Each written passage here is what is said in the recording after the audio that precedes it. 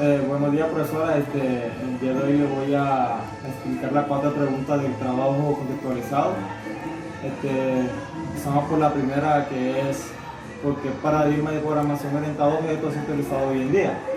La programación orientada a objetos fue una gran revolución en los años 80, pues que vimos que la visión del mundo de la programación y el aportar un enfoque distinto a los lenguajes tradicionales, imperativos, procedurales, vimos que la programación avanzó muy rápido y entonces esta tuvo que evolucionar para que tuviera un gran impacto. También he sabido que la programación orientada a objetos introdujo una nueva forma de organizar el código de un programa, agrupándolo por objetos que son elementos individuales que contienen funciones o información. Esto los agrupa y llama cualidades, las cuales son importantes. Hoy en día no se entiende la programación de app para móviles o desarrollo web a un nivel serio sin uso del lenguaje Go.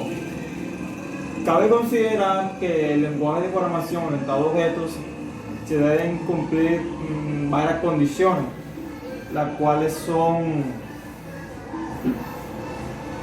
debe soportar objetos que deben tener un tipo de clase asociado y que esta clase puede generar atributos de una clase superior o una superclase.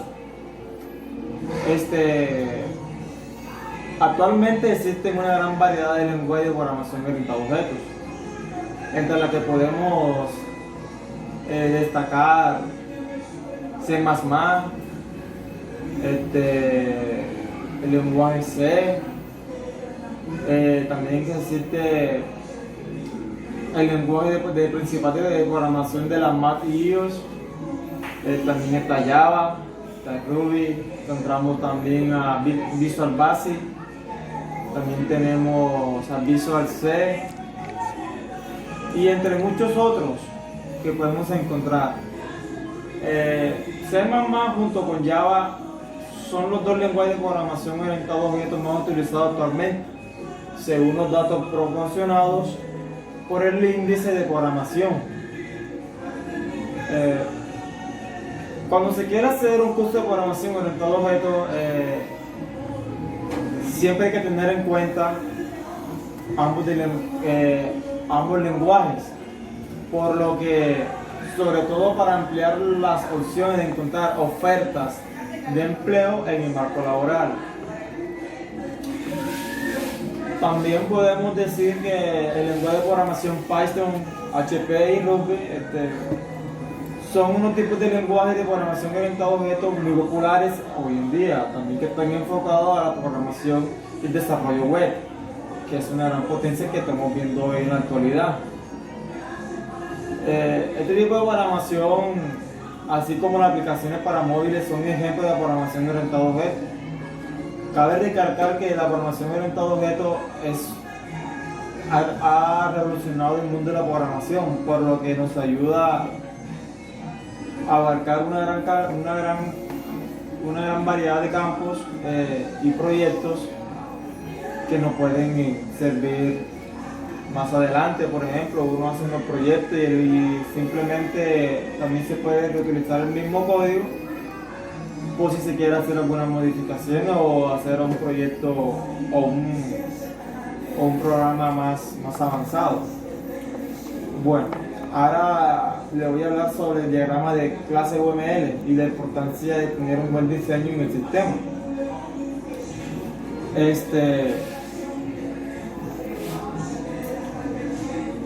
Hoy en día UML está considerado como un lenguaje estándar en el análisis y el diseño de sistemas de cómputo, ya que mediante UML es posible establecer una serie de requerimientos y estructuras necesarias para plasmar un sistema de software previo al proceso. previo al proceso intensivo a adquirir el código, es decir, que UML permite a nosotros escribir un código bien estructurado, lo cual nos permite tener acceso a él y saberlo manejar de manera adecuada. En otros términos, así como en la construcción de un edificio se realiza planos previos a la construcción, en el software se debe realizar diseños en UML previo a que el sistema sabemos que el sistema está bien estructurado.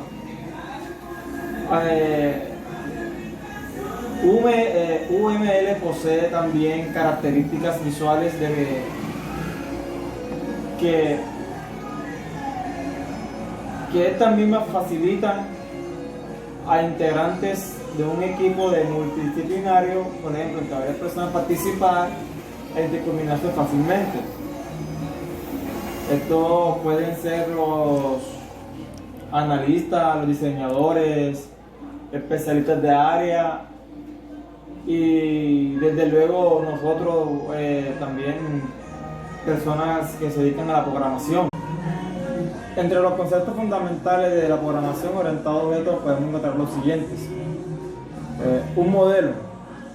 Un modelo es una atracción del problema al que se intenta resolver. Por ejemplo, tenemos un modelo de algún problema, por ejemplo, algún problema que se quiere resolver. Entonces, lo que simplemente se hace es hacer el programa y se trae lo que se intenta resolver para así encontrar una posible solución. También encontramos que es un dominio, que es en el mundo en donde proviene el problema. Y un modelo consiste de objetos que interactúan entre sí enviándose mensajes. Cada objeto posee características propias. Por ejemplo, tenemos los atributos y operaciones que puede realizar, que son los métodos. Los valores asignados a un objeto determinado. Los valores asignados a un objeto en un determinado momento determinan su estado.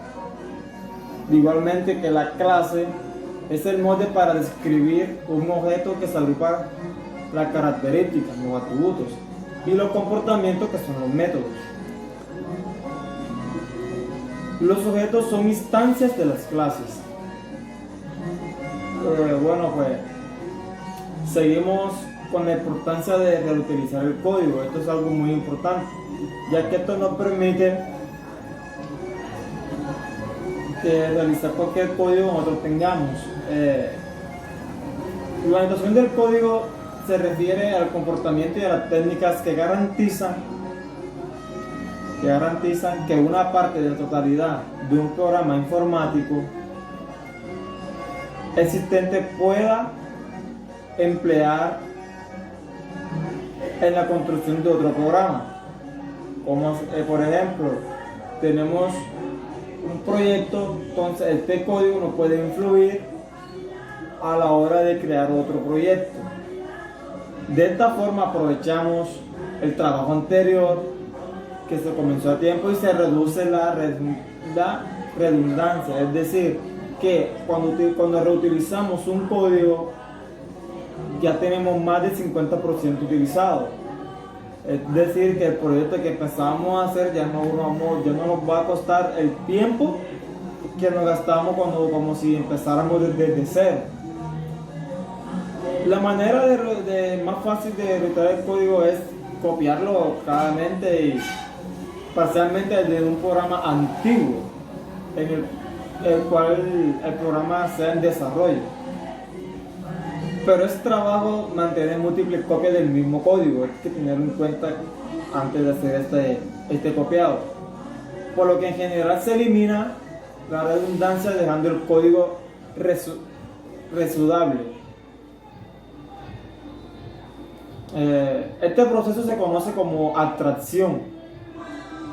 La abstracción puede verse claramente en las bibliotecas del software, en las que se agrupan varias operaciones comunes a cierto dominio para facilitar el desarrollo de programas nuevos. Para que el código existente se pueda reutilizar, debe fingir alguna forma de comunicación o interfaz. Esto se puede dar por llamadas a una subrutina o a un objeto o una clase. Las razones principales para analizar el código se pueden resumir en documentación, reutilización, modificación o mantenimiento, según la situación en la que se encuentra.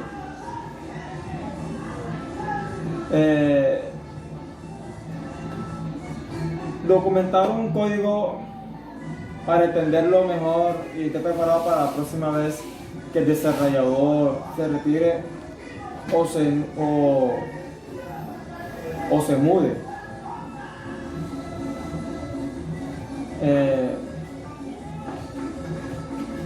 El incentivo para que este código se utilice son los siguientes, ya que se puede crear una línea de producto con funcionalidad a un producto tal vez que no se necesite de otro. Revisar o actualizar la aplicación a una versión más reciente. Cuando tenemos un código ya viejo y cuando se reutiliza también se pueden hacer otras funciones, ya podemos utilizar ese código, entonces podemos actualizar otras aplicaciones mediante ese código. Por lo que implica que se puede mantener el código, su código existente de dicho programa o dicha aplicación que se quiera actualizar.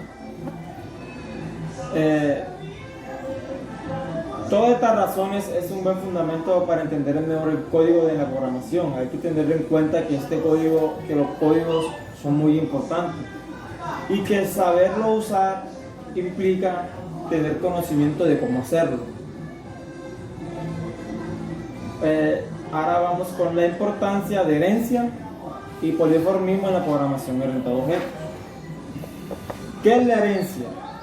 Es una propiedad que permite a los objetos que sean creados a partir de otros ya existentes, obteniendo características, métodos y atributos similares a los que ya existen. Es la relación entre la clase general y otra clase más específica. También la herencia es un mecanismo que nos permite crear clases derivadas a partir de una clase base. También nos permite automáticamente métodos y datos entre clases y subclases de un objeto. La herencia es uno de los mecanismos de programación orientado a objetos por medio del cual una clase se deriva de otra, llamada entonces superclase.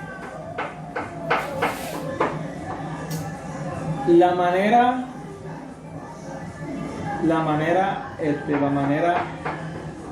que si se entiende la funcionalidad y su función, estas funciones son más importantes, es de la de proveer más información. Una clase puede heredar los atributos con operaciones de una clase madre. Es decir, que también puede ser llamada superclase. La clase es bastante similar a otras clases en varios aspectos, porque no necesita reimplementar nuevamente todos los métodos de esa segunda clase, sino que puede hacer, o esta puede heredar de ella los métodos y sobreescribir aquellos que son diferentes. Bueno, en cuanto al poliformismo, no es más que una relación entre los sistemas de tipos, de tal manera que una referencia a una clase, atributo o parámetro, declaración local o elemento, acepta direcciones de objetos de dicha clase y sus clases derivadas son hijas o nietas o algo más. El polimorfismo es la capacidad de un objeto que adquiere varias formas. El uso más común de un polimorfismo en la programación orientada a objetos se da cuando se utiliza la referencia de una clase padre para referencia de la clase del objeto de sus hijos. Quiere decir que el polimorfismo empieza de una clase, es como un sistema jerárquico, el cual empieza del padre, sube a los hijos y ahí se distribuye hasta los nietos. Cualquier objeto en Java puede pasar más de un test, es considerado polimorfismo, ya que Java todos los objetos son polimorfismos, ya que cualquier objeto pasaría un test dado que son un propio tipo, además de la clase objeto.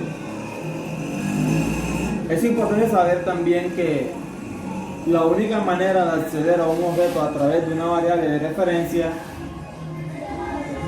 es que solo puede ser de un mismo tipo, de un tipo. Una vez declarado el tipo de la variable de referencia, no se puede cambiar. La variable de referencia puede ser asignada a otro sujeto, siempre y cuando no haya sido declarada al final. Claro está. Por lo que el tipo de variable de referencia determina los métodos que podrán ser llamados sobre el objeto. También que una variable de referencia puede hacer referencia a cualquier objeto o a cualquier subtipo de su propio tipo. Bueno, profe, sin más, podemos decir que los lenguajes de programación orientados a objetos tratan a los programas como un conjunto de objetos que se ayudan entre sí para realizar acciones y entendiendo como los objetos a las entidades que contienen datos y permitiendo que los programas sean más fáciles de escribir y mantener y realizar. Con estos 4 puntos vemos que cada uno cumple una función importante a la hora de programar y hay que tenerlo en cuenta y cada una de las funciones que estos hacen. Muchas gracias.